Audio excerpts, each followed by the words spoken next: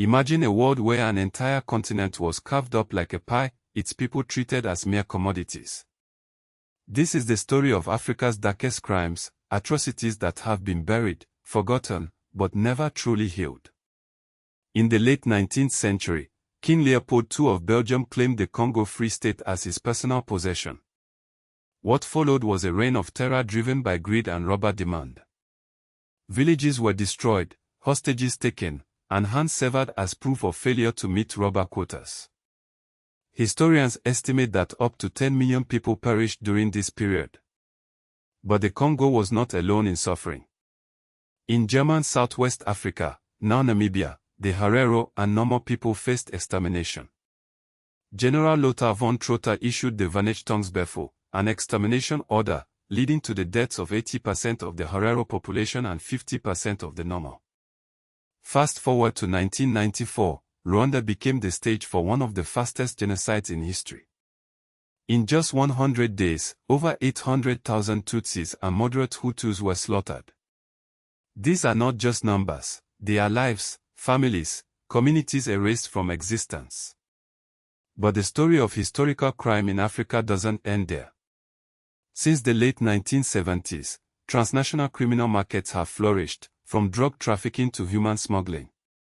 South Africa's Western Cape and southeastern Nigeria became hubs for these illicit activities. The end of the Cold War saw a surge in armed groups turning to crime for revenue. Today, Africa continues to grapple with the legacy of these crimes. The diamond field of Sierra Leone, once a source of wealth, became a battlefield where child soldiers were conscripted and mass amputations became a tactic of war.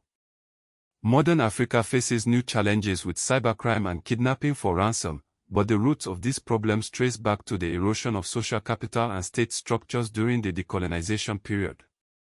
The Congo Free State atrocities were not a state crime but a private enterprise disguised as charity.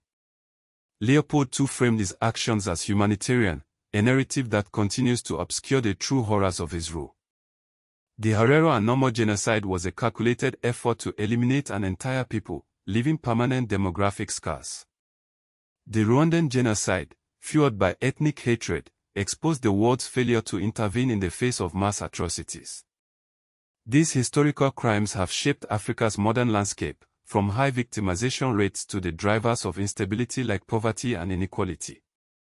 The legacy of these atrocities is not just in the numbers but in the ongoing struggle for justice and reconciliation. Why were these crimes allowed to happen?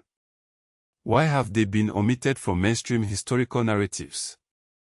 The answers lie in understanding the intersection of greed, power, and indifference. Africa's darkest crimes are a stark reminder of humanity's capacity for cruelty, but also a call to remember and reckon with the past.